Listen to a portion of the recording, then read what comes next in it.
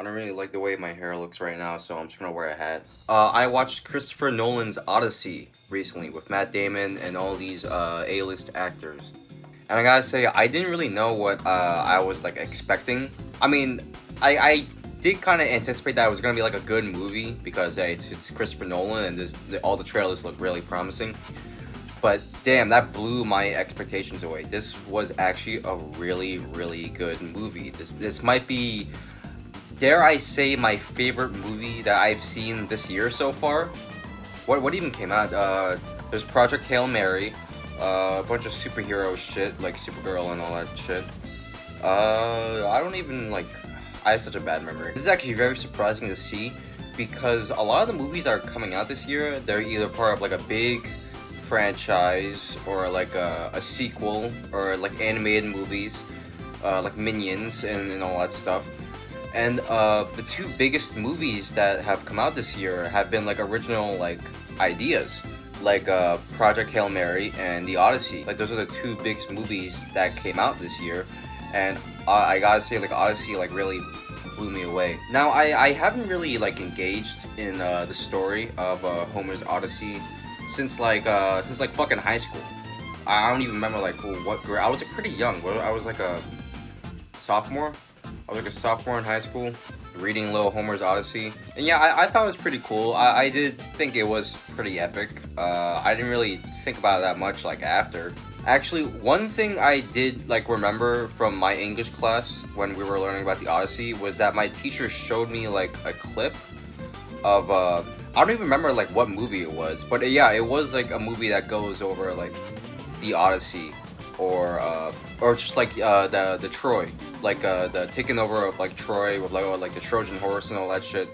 And the reason why like it kind of stuck like in my head was all I remember was seeing like the warriors like Odysseus's men just like running in and like burning shit and like cutting people down, killing people, like ransacking the entire place. And I remember this like vivid scene of like soldier men just like running up to a woman and like picking her up and literally like her like right there.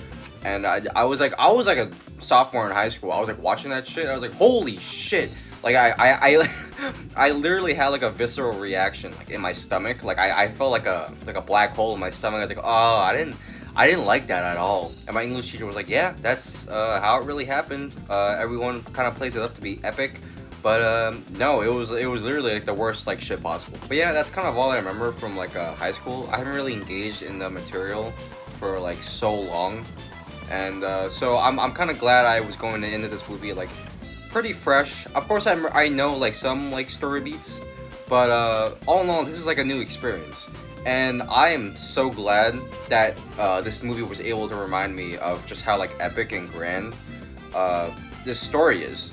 Like it really is like cool. And I'm glad like Chris Nolan was the one who made this because like he made it so like I don't know if I want to say like modernized. Well, I guess it kind of is for like a modern audience, but they really played into how like epic and like cool and like kind of awesome like how like all this like mythical like stuff is. I hope I'm like explaining this right. I'm not gonna go over the movie like beat for beat. I truly believe that you have to see this like movie for yourself while it's in theaters.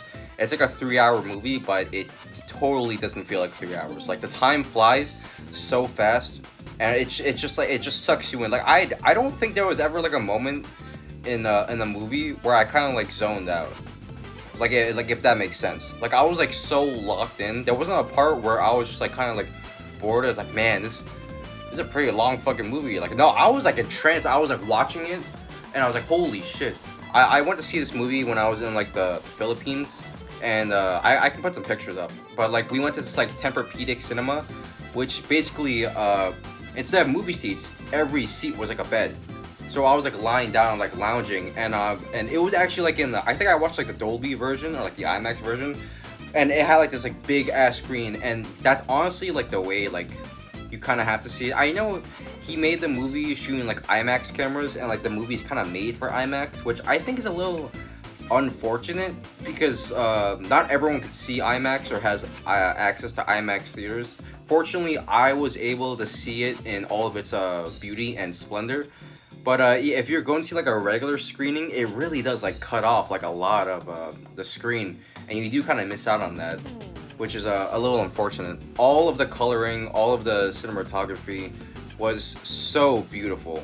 Like I was like entranced. There was actually a one moment where I thought the coloring was a little off because it goes from like the bright red sails and the deep blue of like the ocean, and then it just cuts like closer in on the ship on his men, and then it's like a different like coloring. I was probably like the only one who noticed that, but it's really not important. It's just me being like a fucking asshole. Loved how basically Nolan, like everything was like kind of practical. That scene where like Odysseus' men, spoilers by the way, Odysseus' men were getting slain by like the big metal knights, and they were like so giant, and like then, and of course you have to see this on like the biggest screen, like the IMAX screen, because like you see how much they tower over.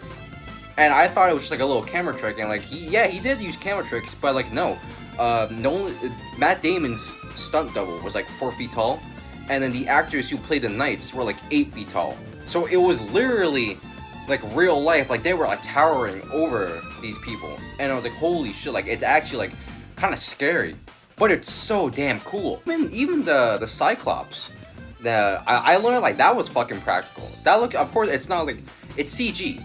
Like it of course they can't bring like a giant man in, but I saw that they had like a giant like puppet, like a humongous, like it looked like a Titan from Attack on Titan, and there was like a huge puppet. They were like not marinating, they were like puppeteering, and like I'm pretty sure this is real. I can put like a picture up or something, but like imagine like looking up at that, I'm like holy shit. Sound design was splendid, and especially in that Cyclops scene. I'm glad I brought it up now just so I can talk about it. That was probably one of the more memorable moments, because I remember in high school learning about the Cyclops and thinking like this is like the scariest shit like I've ever seen. Of course, when I think of like man-eating giants, my first like autistic thought is Attack on Titan, and so I already know like how scary like that shit could be, but like I was like genuinely terrified like in the theater watching like the big ass fucking Cyclops.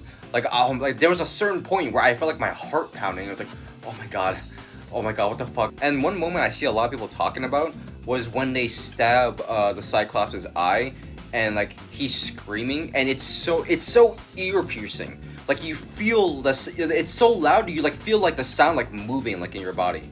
It's just that loud, and it was like piercing. And I see a lot of people on like Twitter talking about like it's so damn loud. I was like covering my ears, but like honestly, like yeah, it was really loud, but I like it. I liked it was that loud because it just felt like so like primal and so like immersing, you know, like the immersion, you know, and the sound design with like the sirens, where like they put like the wax in the ears and like the whole sound gets like muffled, and like that was a really cool choice. Which I gotta say, even the soundtrack is so good. God, I can't stop glazing this movie. I might go see it again. This is actually like a really good movie. If I had to say I had any gripes with the movie, not really.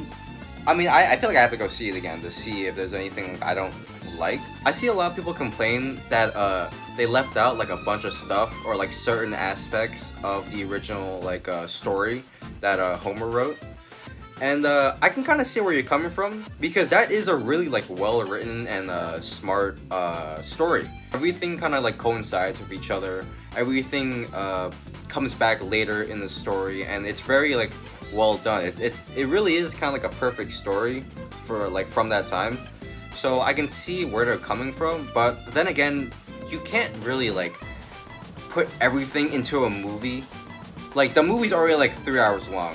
And like that's already like long enough. If they were to put everything, it would probably work better like as like a 3-part like a TV series, I guess. And also like another thing that I want to talk about, like I mentioned previously, like that this movie was kind of like made for IMAX, and yeah, he shot like this entire shit on like IMAX cameras, and they were literally like recording like scenes in like 3-minute increments, because after 3-minute increments, like the cameras would like overheat and they would have to like wait, which I could not imagine like the production like aspect of that. That must have been like so like time consuming and like grueling. But hey, you can see it's kind of like worth it in the end. But I saw some people talking that like some lines felt like rushed because well, they had to shoot it in like 3 minutes.